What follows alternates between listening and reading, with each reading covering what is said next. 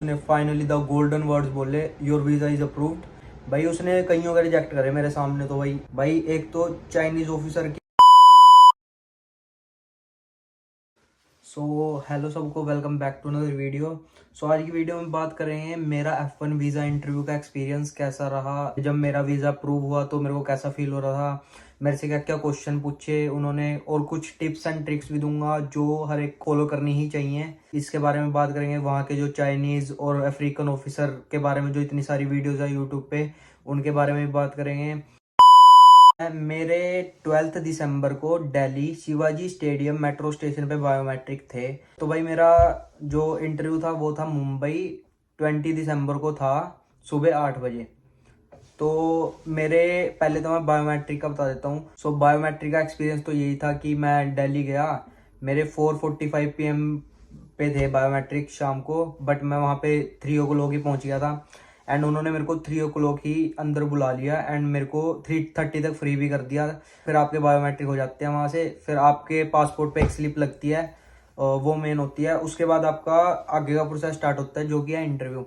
तो अब मेरा इंटरव्यू जो था वो था मुंबई कॉन्सुलेट 20 दिसंबर को। फर्स्टली मेरा सुबह 8 बजे इंटरव्यू था। तो मैं भाई 6 बजे ही एम्बेसी पहुंच गया था। भाई नो डाउट नर्वसनेस तो होती है हर एक बंदे को, चाहे जितनी मर्जी इंग्लिश आती हो, उसे नर्वसनेस तो होगी एक बार। तो भाई मेरे को भी हुई थी। 7:30 वालों को बुलाया, पहले अनाउंसमेंट होती है वहाँ एम्बेसी के बाहर। तो फिर उसके बाद मेरी अनाउंसमेंट हुई 7:50 की। तो मैं चला गया क्योंकि मेरा 8 बजे था, तो 7:50 पे मैं चला गया। मैं लाइन में लगा वहाँ पे एम्बेसी के बाहर, मुंबई कॉन्सुलेट था। तो मेरा जब जब स्टार्टिंग में जब एंट्री होती है वहाँ पे बस दो चीज़ें चेक होती हैं, एक आपका पासपोर्ट और एक अपॉइंटमेंट लेटर, कि आपकी अपॉइंटमेंट है या नहीं। तो उसके बाद मेरी एम्बेसी में एंट्री हुई और भाई मेरे दिल में धक धक शुरू हो गई थी कि क्या होगा। एक तरफ थी मेरे को एक्साइटमेंट ये देखने की एम्बेसी के अंदर जो ऑफिसर हैं, भाई एक तो चाइनीज ऑफिसर की बहुत वो उड़ रखी थी मेरे टाइम पे कि चाइनीज ऑफिसर बैठता है 33 नंबर काउंटर पे मुंबई कॉन्सुलेट में। तो एक तरफ मेरे मन में वो भी डर था और एक तरफ मेरे को अंदर से एम्बेसी देखनी थी, एक्साइटमेंट थी कि कैसी होती है।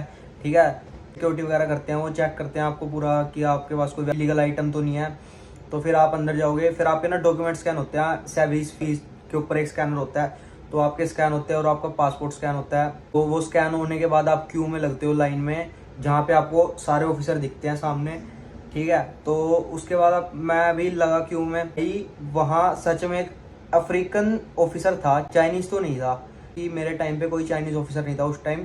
और मेरा सुबह सुबह का टाइम था 8 बजे का, तो उस टाइम कोई चाइनीज ऑफिसर नहीं था, बट एक अफ्रीकन ऑफिसर था।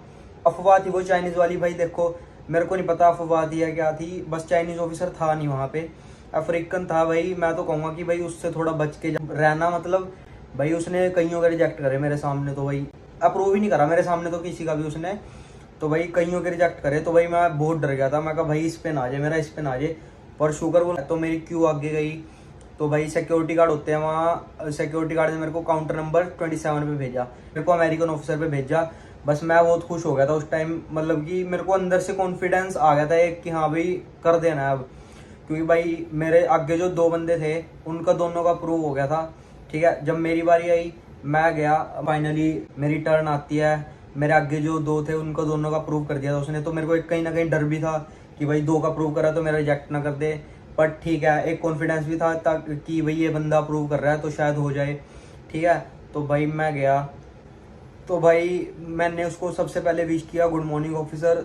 ने अपने आप से पासपोर्ट एंड I-20 पास करी उसको। मेरे को डर था कि मतलब कि रोड भी नहीं था, तो मेरे को ना ये डर था कि भाई इसने ना ऐसे बोला पासपोर्ट डॉक्यूमेंट्स और ना कुछ रिएक्ट किया गुड मॉर्निंग पे, तो भाई रिजेक्ट ना कर दे मेरे को। बट फिर उसने मेरे से पहला क्वेश्चन ये पूछा कि भाई वेयर आर यू गोइंग। तो मैंने बोला कि I am going to California State University. ठीक है, पहला क्वेश्चन ये था, तो मैंने एकदम आंसर कर दिया था इसका। सेकंड क्वेश्चन एक के बाद एक उसने मेरे से क्वेश्चन पूछे, लड़ी लगा दी थी, मतलब 7 8 9 क्वेश्चन लगातार पूछे। ठीक है, तो फिर दूसरा क्वेश्चन मेरे से ये पूछा उसने, how many universities have you applied. तो मैंने उसको अपनी यूनिवर्सिटीज़ के नाम बताए। मेरी यूनिवर्सिटीज़ भाई मैंने 5 यूनिवर्सिटीज़ में अप्लाई किया था, मैंने उनके अपने नाम बता दिए। ठीक है, तो फिर उसने ये पूछा कि यू गोट एनी रिजेक्शन। तो तो भाई मेरी कोई रिजेक्शन नहीं आई थी किसी भी यूनिवर्सिटी से, तो मैंने नो बोल दिया। उसके बाद भाई उसने पूछा कि व्हाट इज़ योर बैकग्राउंड। फिर मैंने उसको बताया I have completed my senior secondary education from non medical stream. तो भाई उसने बोला व्हाट इज़ योर परसेंटेज। उसने नेक्स्ट क्वेश्चन पूछा कि व्हाट इज़ योर परसेंटेज। तो भाई मैंने अपनी परसेंटेज बता दी। तो उसका नेक्स्ट क्वेश्चन ये था कि you are going for IT course and your background is from non medical, so how is it related to your previous study. तो भाई मैंने इसका भी आंसर दिया। इस आंसर में ही शायद उसने डिसाइड करना था कि वीज़ा देना या नहीं।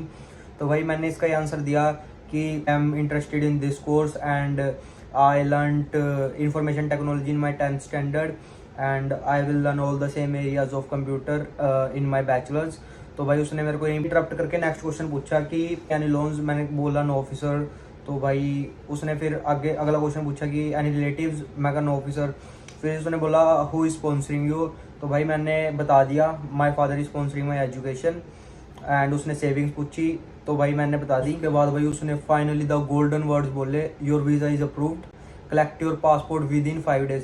भाई उसने मेरे को जो स्लिप होती है ना वो अप्रूव वाली, जिस पे लिखा होता है thank you for your application, भाई वो पास करी। और वो ये बोल रहा था कि collect your passport with in पे ही आया था। भाई मैं अपनी स्लिप लेके बाहर भाग गया। तो भाई ये था एक्सपीरियंस मेरा। मेरे को भाई फील नर्वस हो रहा था no doubt, but at the end जब अप्रूव हुआ तो भाई खुशी भी बहुत हुई। ठीक है, अब भाई जो मैंने एक्सपीरियंस किया मैं उसके हिसाब से टिप्स एंड ट्रिक्स बताता हूँ आपको। तो भाई एक तो जब जिस दिन आपकी बायोमेट्रिक होती है भाई उस दिन भी उसे सीरियस लो, ढंग से अपने रेडियो के बायोमेट्रिक देके आओ। और उसके बाद जब इंटरव्यू होता है आपका प्रॉपर ड्रेस में जाओ। स्टूडेंट डिसेंट लगने चाहिए बस आप। ठीक है, फॉर्मल्स में जाओ या जिस मर्जी कैजुअल में भी जा सकते हो, बस आप एक स्टूडेंट लगने चाहिए। ठीक है भाई, ये जो था कि चाइनीज ऑफिसर होते हैं ये हर एक को रिजेक्ट करता है ये वो, भाई मैंने ऐसा कुछ नहीं देखा। मैं ऑनेस्ट हूँ, मैंने भाई अफ्रीकन ऑफिसर जरूर देखा था। ठीक है, जो कि रिजेक्ट कर रहा था नो डाउट।